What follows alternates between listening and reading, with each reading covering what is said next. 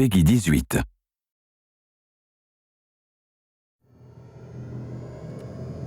Blowing stuff up and hitting the authority where it hurts. That's my game. Now, if you're as good as Elizabeth says you are, then I do believe you and I will get along nicely. With Rage, we've blown out the experience. We have a much larger world. We have very unique environments. We have various gameplay experiences. Rage is more than just a first-person game. It's a complete experience.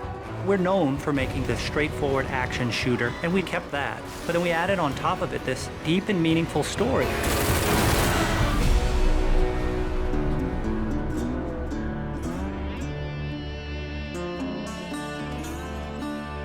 So the story of Rage, we had the setting, we knew we wanted to have it on Earth, then we had to decide how we would destroy the planet. And we actually found that there's a real asteroid, which is called Apophis, which will pass by the planet around 2036.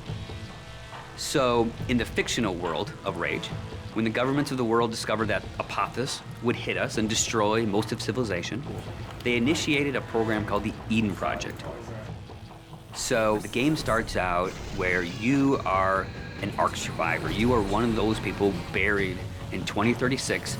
Your Ark emerges from the ground 100 years later.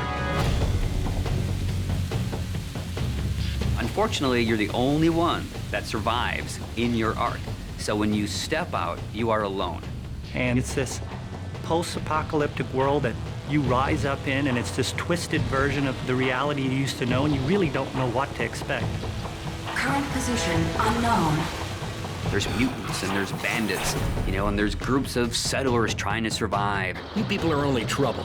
Now be on your way. The world has moved on, and it has its own thing going. We don't give the character a name or a face that's unique to the story. We want the player to jump in and actually add his own identity into that character.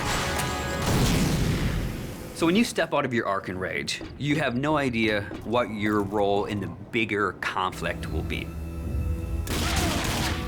At first, all you are worried about is surviving. And you team up with some settlers, and you're doing some odd jobs. So here's what I need you to do. So you're not just going from one area to an airlock to the next area. It is an open world. It's believable in a sense. And it's the story and the characters and the setting that really delivers the gameplay. You're driving across these landscapes, and you're going visit people here, and they're giving you jobs to do. And as you head out of your safe zone, you enter like a combat area. So you may find a handful of bandits with rocket launchers mounted on their cars. And as a player, if you wish to engage them, you can. If you wish to try to run and gun and get out of there, you can. Then the story starts unfolding, and you realize that these warring bandit clans, they all occupy a certain area of the wasteland. They own it. They'll attack you if you go in there and you don't look right. Then the same thing with the towns. If they don't know you, they're gonna treat you like an outcast. Well, will you look here? A new face, a new body. Oh, I am so glad I got out of bed this morning. You start learning about these crazy mutants who they don't even like each other, much less you, much less the bandits. And then you learn about this other faction, the Authority, and they start playing a bigger and bigger role in the story. They are trying to control the wasteland and set the direction of mankind.